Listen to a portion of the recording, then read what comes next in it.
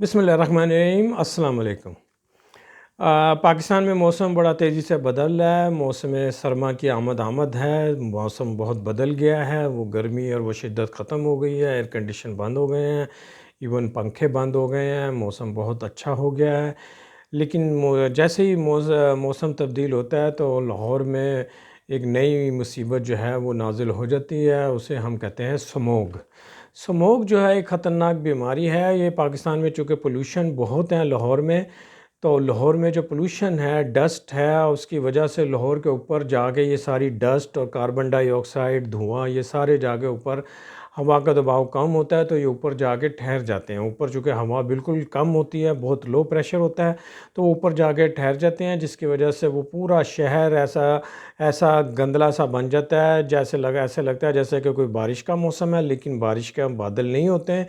वो डस्ट होती है, वो कार्बन डाइऑक्साइड होती है, वो धुआं होता है, और वो एक ख़तरनाक चीज़ है। स्मोग है, और स्मोग से बड़ी ख़तरनाक बीमारियाँ, स्किन की बीमारियाँ, सांस की बीमारियाँ, माइंड की बीमारियाँ, दिमाग की एलर्जी की बीमारियाँ होती हैं।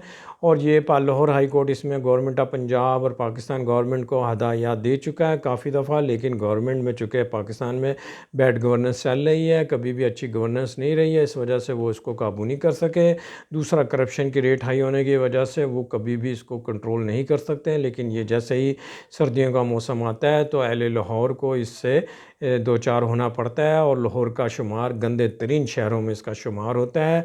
दूसरे लफ्ज़ों में हम कह सकते हैं कि लाहौरियों को शहर गंदा नहीं होता, शहर के रहने वाले लोग गंदे होते हैं, जो वहाँ पे पोल्यूशन फैलाते हैं, धुआं छोड़ते हैं, उनकी गाड़ियाँ धुआं छोड़ती हैं। वो डस्ट और दीगर जो हैं, यहाँ की जो बिज़नेस ऑर्गेनाइजेशन है, बटाखशत है, वो लोग इतना ज़्यादा वहाँ पे कारोबार करते हैं, जिससे बहुत ज़्यादा स्मोक जो है वो निकल के हवा में आता है और एयर को पोल्यूट करता है, और उसका अल्टीमेटली ये स्मोक का एक है। और गवर्नमेंट जितना मर्ज़ी, चूँकि बैड गवर्नेंस है, इसका कोई हल नहीं है, हाई कोर्ट के ऑर्डर्स की कोई वैल्यू नहीं है, कोई फॉलो नहीं करता। अब इस पे अल्लाह की मदद आती है कि किसी दिन मौसम मज़ीद तब्दील हो और बारिश हो, तो इससे निजात मिल जाती है। जब तक बारिश नहीं होगी, स्मोक का जो अज़ाब है हमारे ऊपर, अहले लाहौर के ऊपर चलता रहेगा। माहौल अजीब सा बना रहेगा। आँखों की बीमारियाँ, सांस की बीमारियाँ, एलर्जी की बीमारियाँ बच्चों को उनको चलती रहेंगी। बारिश का इंतज़ार किया जाएगा, बारिश के आते साथ ये स्मोग जो है वो वॉश आउट हो जाएगा और इससे निजात मिल जाएगी। दूसरी ख़बर यह है कि प्राइम मिनिस्टर पाकिस्तान शहबाज शरीफ साहब चाइना तशरीफ़ ले गए हैं। चाइना गए हैं, उनका कोई एजेंडा उन्होंने डिस्क्लोज़ नहीं किया है। जब से पाकिस्तान के वज़ीर आज़म शहबाज शरीफ साहब बने हैं, सारी दुनिया की सैर कर ली है। America, Turkey, middle east, Saudi Arabia, अब बहुत सारे मुल्कों में, जितना कि एक 5 साला रजीम में दौरे किए जाते हैं, उन्होंने ये 4 माह में ही दौरे मुकम्मल कर लिए हैं। अभी तक किसी भी दौरे को कामयाब दौरा नहीं करार दिया जा सका है, क्योंकि अभी एक दफ़ा भी कोई इन्वेस्टमेंट, कोई कारखाना, कोई फैक्ट्री, कोई मुल्क के लिए कोई ज़र मुबादला या कोई खुशखबरी या कोई अहम पेशरफ्त नहीं हुई है। अब वो चाइना चले गए हैं। चाइना चाहते हुए उन्होंने कोई माइंड डिस्क्लोज़ नहीं कहा, बल्कि उन्होंने कहा कि देखते हैं वहाँ जाके हम वहाँ क्या करते हैं।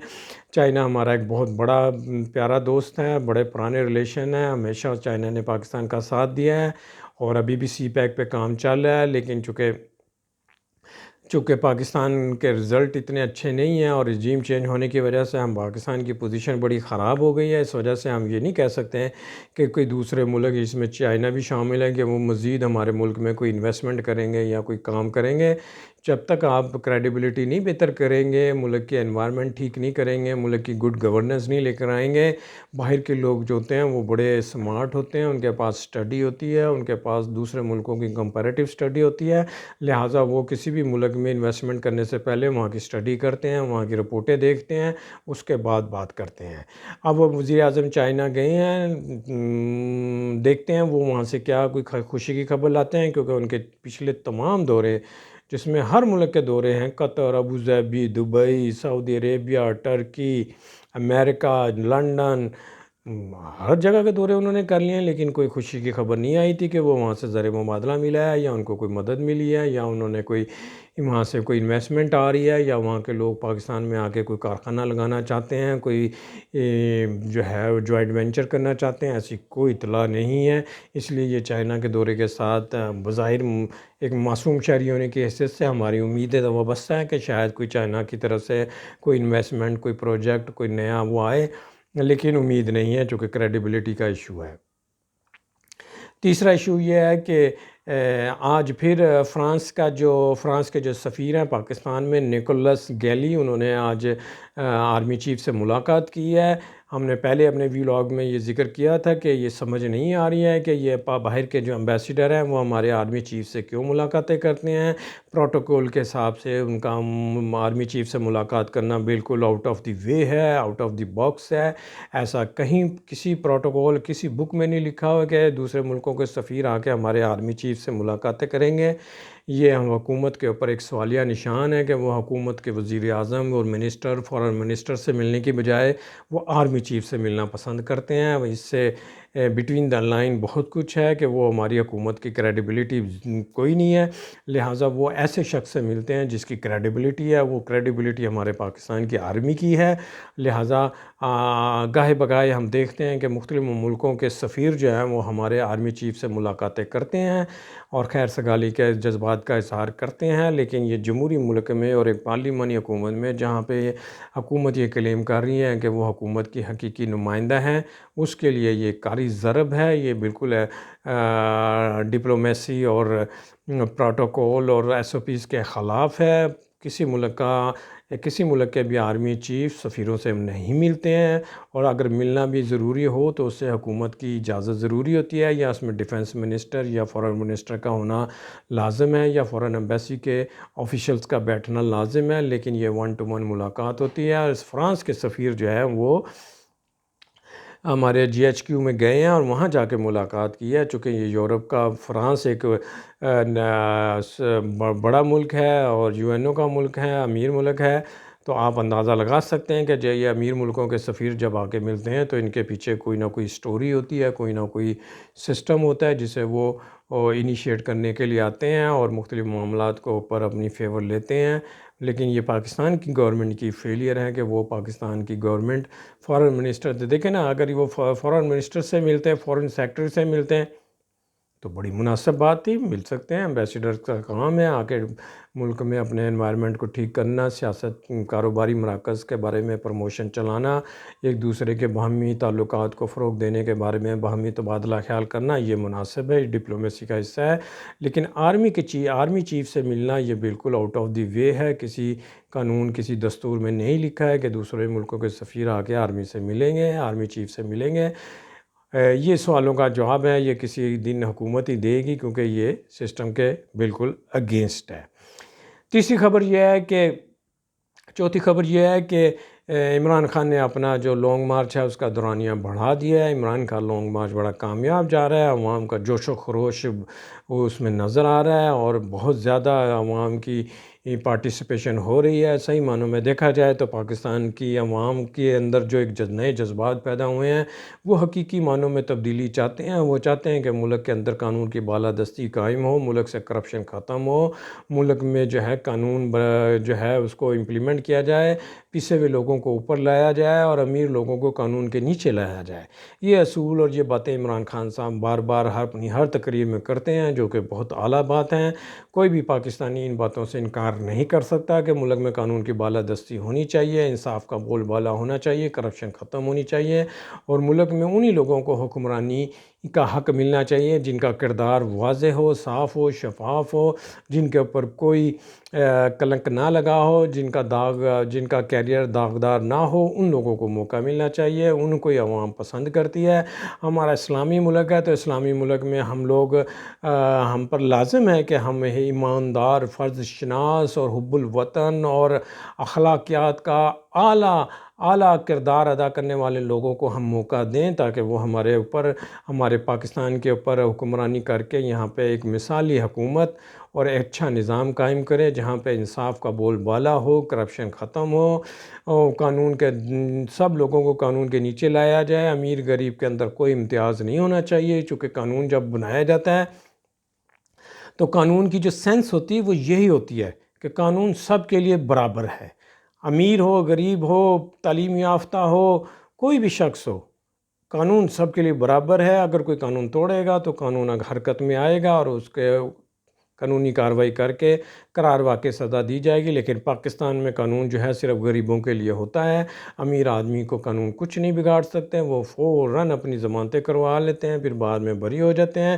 ابھی آپ نے دیکھا ہمارے پچھلے دنوں میں کہ تمام امیر لوگ، بڑے لوگ، سیاستدان اور منسٹر کے فیملیز ممبر آرام سے بری ہو گئے ہیں تمام کیسز میں، چونکہ امیر لوگوں کو سزا نہیں دی جا سکتی۔ یہ پاکستان میں یہ ایک اوپن سیکرٹ ہے، سب لوگ جانتے ہیں کہ یہاں پاکستان میں کسی بھی امیر آدمی، بڑے آدمی کو سزا نہیں دی جا سکتی، وہاں پہ قانون غلام بن جاتا ہے، قانون کی حیثیت ختم ہو جاتی ہے۔ لیکن اس کے مقابلے پہ جا کے جیلوں کا حال دیکھیں تو جیلیں بھری اٹاؤٹ بھری ہوئی ہیں، کیپیسٹی 2000 ہے تو وہاں 5000 قیدی بھرے ہوئے ہیں، وہ سارے غریب، بے بس، لاچار لوگ ہیں، ان کا کوئی پوچھنے والا نہیں ہے اور ان کو قرار واقع سزا دی جا رہی ہے۔ نہ صرف ان کو سمپل سزا تو ہوتی ہے کہ اگر ایک نے جرم کیا ہے تو اس کو سزا دی جائے گی، ان کو ڈبل پنشمنٹ کی جاتی ہے، کیونکہ جیل کے اندر وہ تمام سہولتیں نہیں ہوتے ہیں، غیر اخلاقی، غیر انسانی سلوک روا رکھا جاتا ہے۔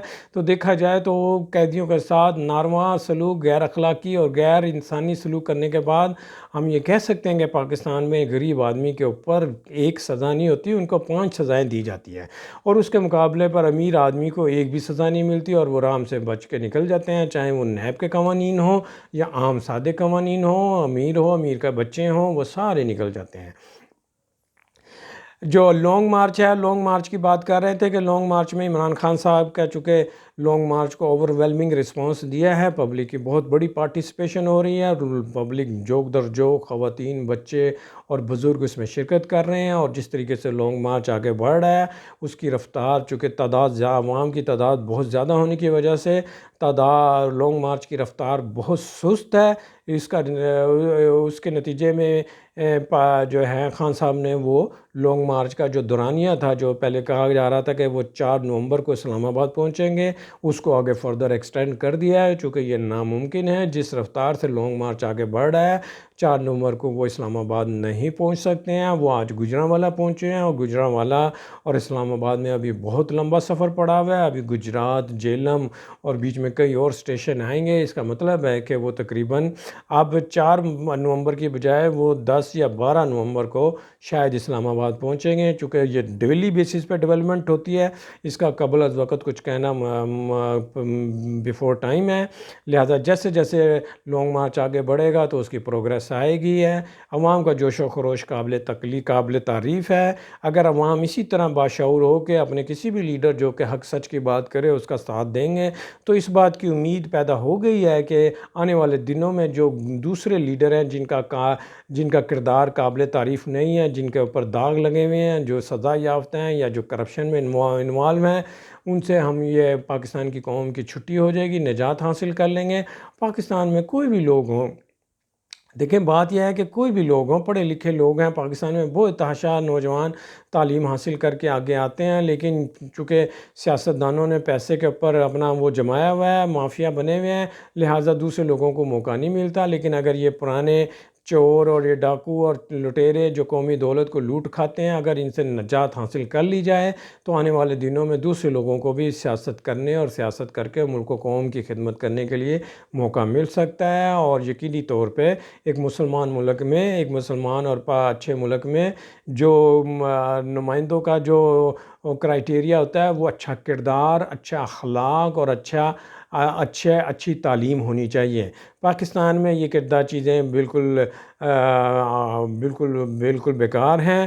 ہمارے لیڈر جو ہیں وہ ان کا نہ کردار ہے، نہ زبان ہے، نہ اخلاق ہے، نہ خاندان ہے، ساری چیزیں الٹی چلتی ہیں۔ لیکن اگر کوئی لیڈر آئے اور وہ اس بات پہ موٹیویٹ کرے اور کوشش کرے تو انشاءاللہ پاکستانی قوم اس کا ساتھ دے گی، آگے بڑھیں گے، اور پاکستان میں حقیقی لوگ جو کہ ایماندار اور مخلص اور ہمبل اور پیارے نبی کو فالو کرنے والے، قرآن شریف کی باتوں کو لے کر آگے چلنے والے لوگ ہوں گے، وہ ضرور پاکستان کی خدمت کرنے کے لیے اپنے آپ کو پیش کریں گے، اور ہم لوگ ان کو اپریشیٹ بھی کریں گے۔ جیسے جیسے لانگ مارچ اور دیگر پروگریس آئے گی، ہم اپنا حالات حاضرہ کا پروگرام اپنا جو ہے پوائنٹ آف ویو دیتے رہیں گے، تاکہ جو ہے اگر یہ میرا پوائنٹ آف ویو آپ کو اچھا لگے تو اسے شیئر کیجیے گا، لائک کیجیے گا، ہماری ویڈیو کو چینل کو سبسکرائب کیجیے گا، اسے دوستوں میں ریفر کیجیے گا۔ اپنا بہت خیال رکھیے گا۔ Good bless you.